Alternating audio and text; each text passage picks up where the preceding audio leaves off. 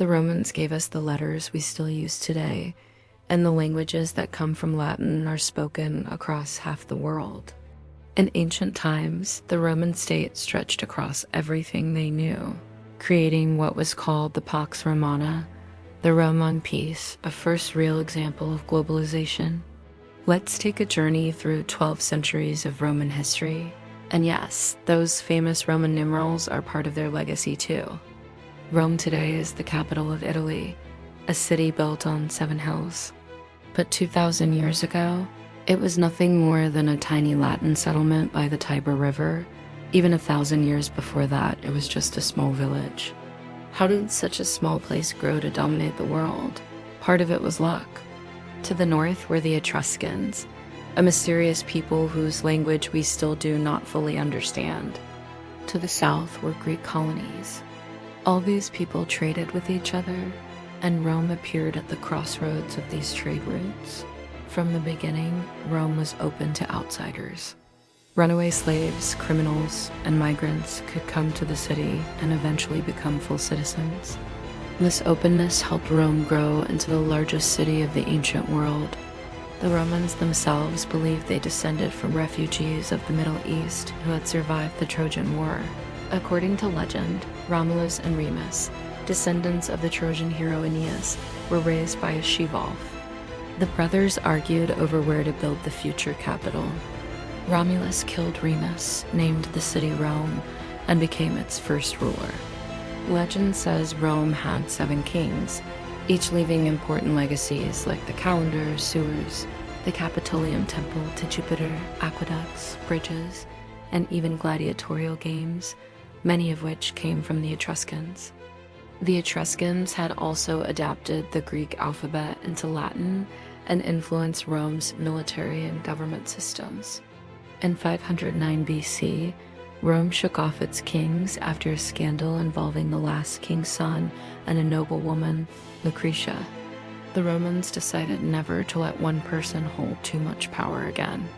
From that point, 2 consuls were elected each year, watched over by the Senate, made up of 300 patricians. Those born outside elite families became plebeians, even if wealthy, and had to fight for their rights. Over 200 years, plebeians gradually won equality with patricians. They secured representation through tribunes who could veto decisions, and by 287 BC, the first written laws were published. The unity of Rome was symbolized in the phrase Senatus Populus Romanus, the Senate and the Roman people, still visible on manhole covers today. In 390 BC, Rome was almost destroyed when the Gauls invaded. Guise alerted the defenders of the capital, saving the city. Afterward, Rome reformed its army, dividing legions into smaller, more flexible units called maniples. Over the next 100 years, the Roman army fought constant wars, not just collecting tribute, but making treaties with conquered peoples who supplied troops to Rome. This system made the Roman legions nearly unstoppable, even against the Macedonians, heirs of Alexander the Great, and later against the Greek city of Tarentum. Rome's greatest challenge came from Carthage, the Mediterranean's leading trading power. The Punic Wars lasted a century. In 149 BC, Rome finally destroyed Carthage, enslaving its people and supposedly sowing salt into its fields. In 146 BC, Corinth was also destroyed, and Greece and Macedonia became Roman provinces. Rome absorbed the riches of Alexander's former empire, and Greek culture became a second language in Rome. Romans studied Greek philosophy, history, and rhetoric, and orators like Cicero modeled themselves on Greek speakers. Despite these conquests, Roman citizenship was limited. Only Romans had full rights, while most soldiers and allies had none. Over time, the conquered demanded and won these rights, laying the foundation for the empire. But Rome also faced internal challenges. Cheap imported grain and slave labor ruined small farmers, who joined the ranks of the poor in the city, while the rich became extremely wealthy. Social tensions erupted and civil wars followed.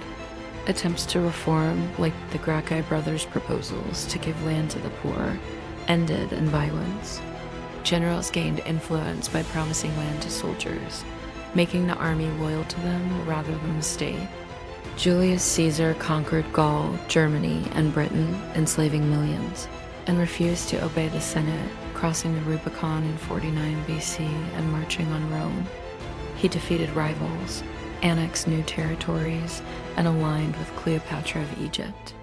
Though he became dictator, he was assassinated by senators fearing he wanted to be king.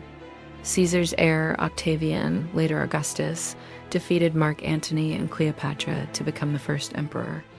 He kept the trappings of the Republic but held almost complete power. Under him, Rome entered the Pax Romana, a period of peace and prosperity lasting 2 centuries. Free grain was distributed, cities expanded, roads connected the empire, and cultural achievements flourished. Temples were built, literature and poetry thrived, and the emperor even had a month named after him. After Augustus, emperors varied in character. Tiberius ruled harshly, Caligula acted irrationally, Claudius focused on reforms, and Nero was cruel and extravagant. Persecutions of Christians began, fires destroyed parts of Rome, and power increasingly rested with the emperor's guards rather than the Senate. Yet the empire grew, conquering Britain, integrating non-Roman nobles into governance, and producing leaders like Vespasian and Titus, who suppressed revolts and built the Colosseum. The 2nd century saw the good emperors, such as Trajan and Hadrian, expanding borders, building infrastructure like roads and fortifications, and constructing architectural wonders like the Pantheon. Marcus Aurelius, a philosopher-emperor, defended the empire while writing his Meditations. After his son Commodus, Rome's peace ended. Civil wars, weak rulers, and outside threats caused instability. Citizenship was eventually extended to nearly all free inhabitants under Caracalla. By the mid-3rd century, the empire was divided into 4 parts by Diocletian, and Rome itself lost importance. The emperor became a master of subjects rather than citizens, and the free community of the ancient world came to an end. Constantine emerged victorious in a critical battle, converted to Christianity, and made all religions legal. He founded Constantinople as a new capital.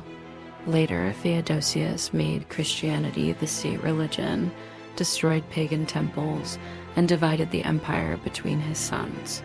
The Eastern Empire survived for another 1,000 years as Byzantium, while the Western Empire fell to invasions. Ironically, the last Western emperor was named Romulus, yet Rome's legacy endured. A simple baker, Eurus, born a slave to Greek migrants, could rise to wealth and honor, building a tomb for himself and his wife. Rome showed the world that people from many lands could unite under one state. Its roads, laws, cities, and ideas of citizenship influenced the world for centuries, from ancient Egypt to the Middle Ages and beyond. The life and history of Rome answer the question of how a small city on 7 hills created a global state lasting over 1,000 years.